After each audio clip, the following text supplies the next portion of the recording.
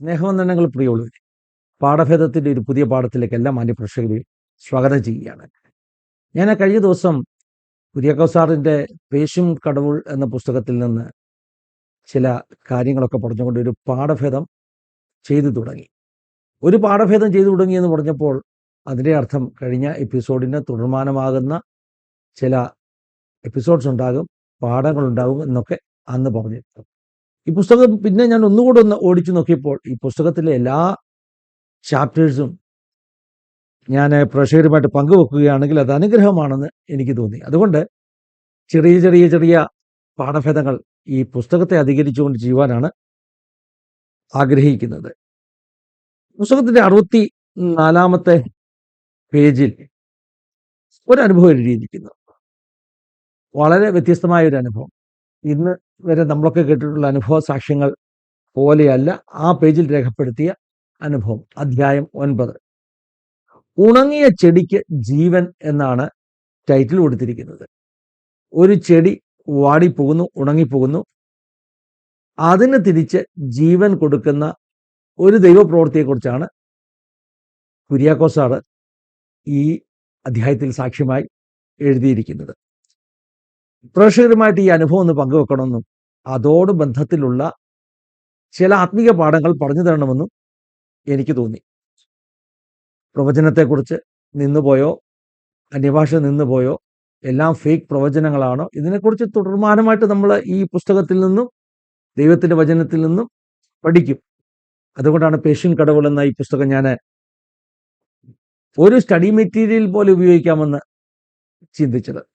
എനിക്കറിയില്ല കുര്യാക്കോസ് സാർ ഈ പുസ്തകം എഴുതിയപ്പോൾ ഇതിന് ഇങ്ങനൊരു പർപ്പസ് ഉണ്ടാകുമെന്ന് ചിന്തിച്ചോ എന്നറിയില്ല. പക്ഷെ ഞാനിത് ഒരു സൺഡേ സ്കൂൾ പാഠപുസ്തകം പോലെ, ഒരു സ്റ്റഡി മെറ്റീരിയൽ പോലെ പുതിയ തലമുറയെ ഇതെല്ലാം നിന്നുപോയി എന്ന് പറഞ്ഞ് സ്കെപ്റ്റിക്കലായി ചിന്തിക്കുന്നവരെ പഠിപ്പിക്കുവാൻ വേണ്ടി ഉപയോഗിക്കുകയാണ്. ആ അധ്യായത്തിൽ പറഞ്ഞ സംഭവം ആദ്യം ഒന്ന് വായിച്ചു കേൾപ്പിക്കാം. നല്ല ഒരു ജീവിത അനുഭവമാണ്, നല്ലൊരു ജീവിത കഥയാണ്. ചില വർഷങ്ങൾക്ക് മുമ്പ് എൻ്റെ കാർ പോർച്ചിന്റെ ഇരുവശങ്ങളിലുമായി 2 അലങ്കാര വൃക്ഷങ്ങൾ നട്ടുപിടിപ്പിച്ചിരുന്നു. ചില നാളുകൾ കഴിഞ്ഞപ്പോൾ ഒരെണ്ണം ഉണങ്ങിപ്പോയി, മറ്റൊന്ന് വളർന്ന് വലുതായി. ഉണങ്ങിയതിനടുത്ത് ചെന്ന് നോക്കിയപ്പോൾ എനിക്ക് അല്പം മനപ്രയാസമുണ്ടായി. ഒരു വിരലിന്റെ വണ്ണം മാത്രമുണ്ടായിരുന്ന ആ ചെടിയിൽ പിടിച്ചുകൊണ്ട്, കർത്താവേ, ഇത് ഞാൻ പാർക്കിൽ നിന്നും മേടിച്ച ചെടിയാണ്, ഇത് കരിഞ്ഞു പോകരുത്, വളർന്നു വലുതായി പൂവും കായും ഉണ്ടാകണമെന്ന് പ്രാർത്ഥിച്ചു. ഉണങ്ങിയ ചെടിക്ക് വേണ്ടി പ്രാർത്ഥിക്കുന്നതിൻ്റെ മൗഢ്യം അറിയാമായിരുന്നുവെങ്കിലും ആ പ്രാർത്ഥന അറിയാതെ നൈസർഗികമായി പുറപ്പെട്ടതായിരുന്നു. അത് ആത്മാവിലുള്ള പ്രാർത്ഥനയാണെന്ന വിശ്വാസത്തിൽ ഒരു കപ്പ് വെള്ളമെടുത്ത് യേശുവിൻ്റെ നാമത്തിൽ എന്ന് പറഞ്ഞുകൊണ്ട് ഉണങ്ങിയ ചെടിയുടെ മീതെ ഒഴിച്ച് പോരുകയും ചെയ്തു.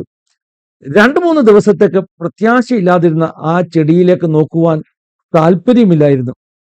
3-ാം ദിവസമാണെന്ന് തോന്നുന്നു. പത്രക്കാരന്റെ വരവും കാത്ത് ഞാൻ വാതുക്കൽ നിൽക്കുകയായിരുന്നു. പത്രക്കാരൻ വരാൻ താമസിച്ചപ്പോൾ എൻ്റെ കണ്ണ് ഉണങ്ങിയ ചെടിയിലേക്ക് പതിഞ്ഞു. അത് മുഴുവനും വെളുത്തിരിക്കുന്നതായി ദൂരത്തു നിന്ന് കണ്ടു. മോശ ഹോരേബ് പർവ്വതത്തിൽ വെച്ച് എരിയുന്ന മുൾപടർപ്പിലേക്ക് നടന്നെടുത്തതുപോലെ ഞാൻ ചെടിയുടെ അടുത്തേക്ക് ചെന്നു.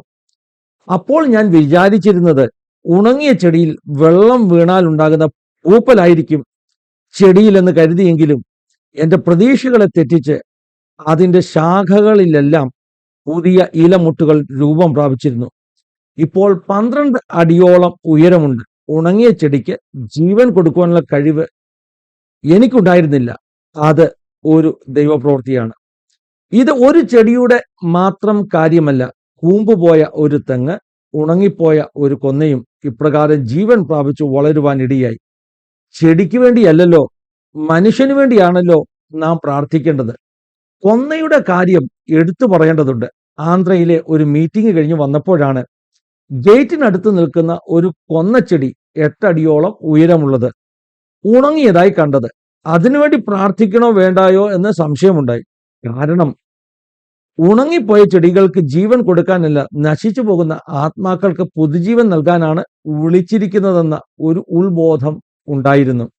അതുകൊണ്ടാണ് സംശയത്തോട് പ്രാർത്ഥിക്കുവാൻ തുടങ്ങിയത്. രാവിലെയും വൈകിട്ടും ഉണങ്ങിയ കൊന്നച്ചെടിക്ക് വേണ്ടി പ്രാർത്ഥിച്ച് വെള്ളം ഒഴിച്ചുകൊണ്ടിരുന്നു.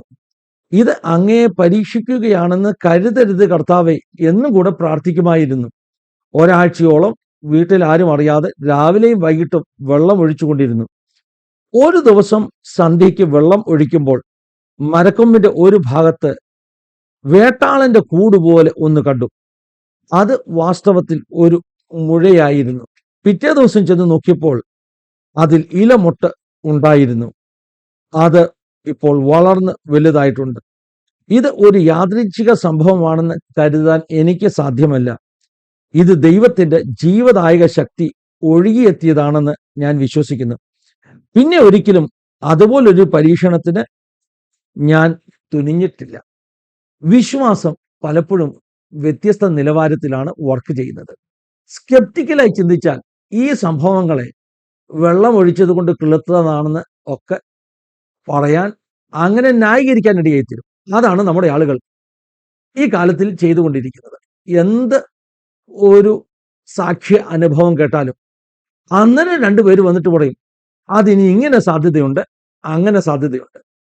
കാരണം നമ്മുടെ യുക്തിക്കും നമ്മുടെ സ്കെപ്റ്റിക്കൽ ആ ഒരു മനോഭാവത്തിനും ആ അത്ഭുതം യോജിക്കുന്നില്ല. ഈ കുര്യാക്കോസ് സാർ മാത്രമല്ല ഇത്തരം അത്ഭുതങ്ങൾ കണ്ടിട്ടുള്ളത്.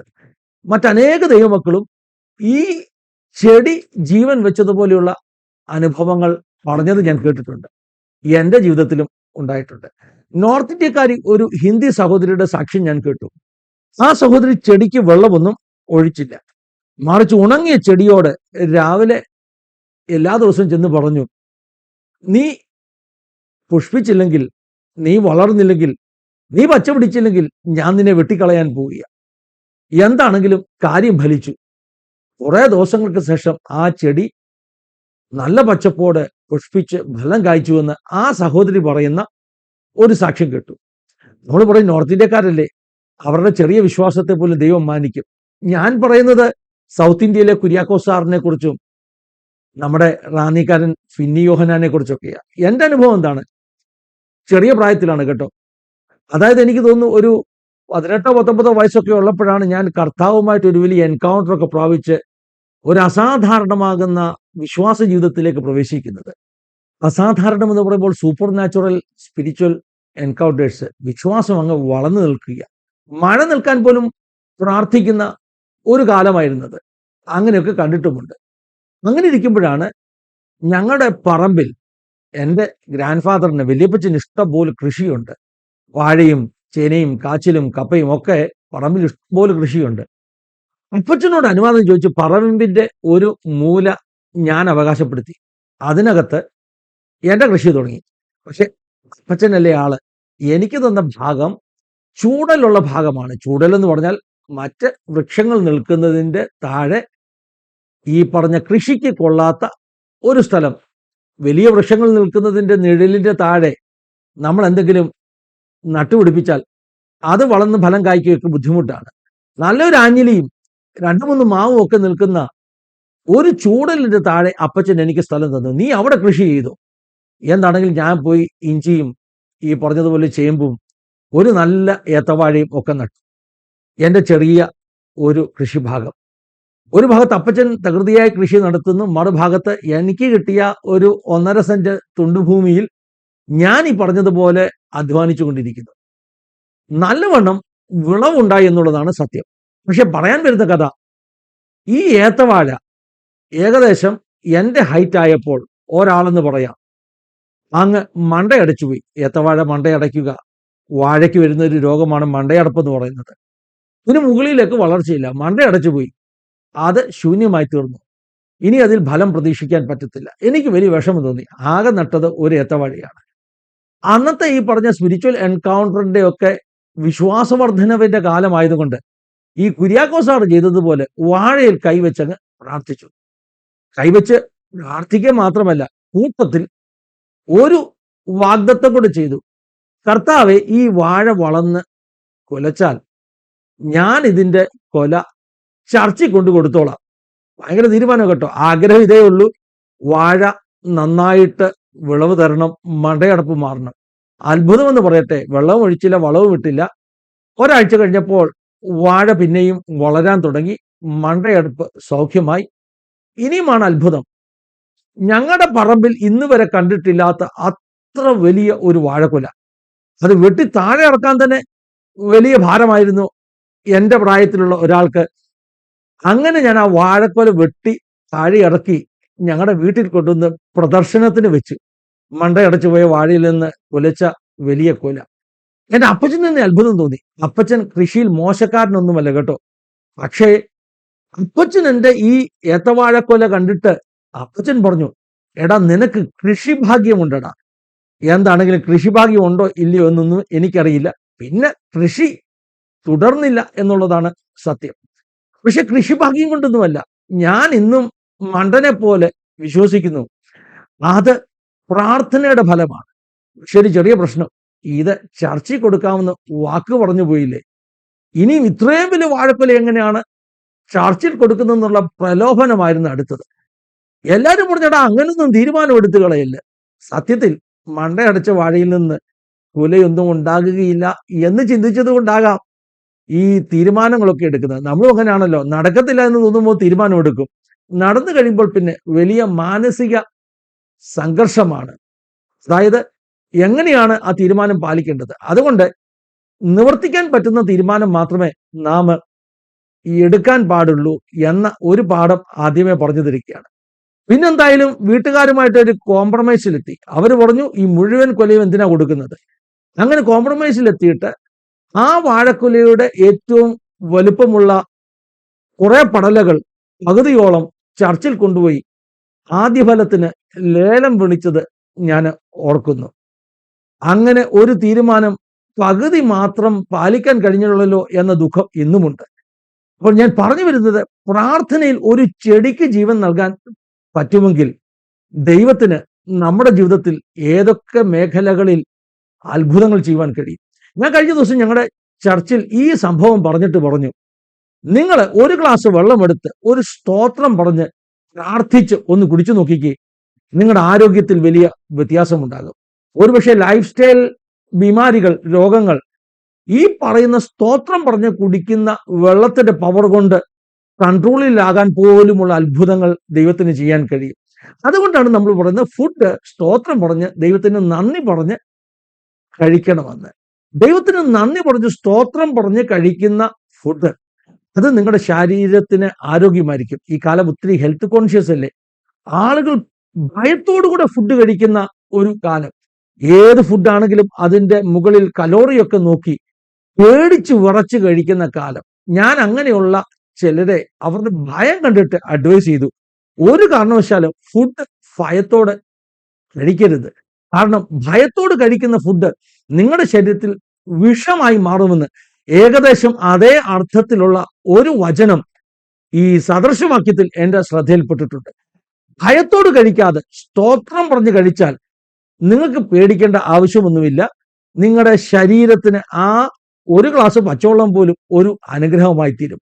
ഈ പറഞ്ഞതിന്റെ അർത്ഥം എന്തും സ്തോത്രം പറഞ്ഞ് വലിച്ചു വാരി കഴിക്കണം എന്നൊന്നും അല്ല.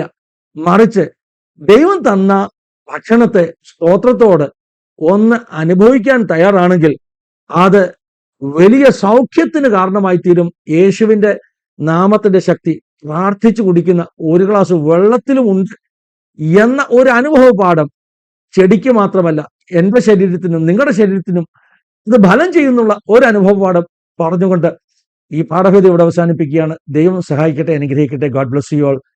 Have A wonderful time.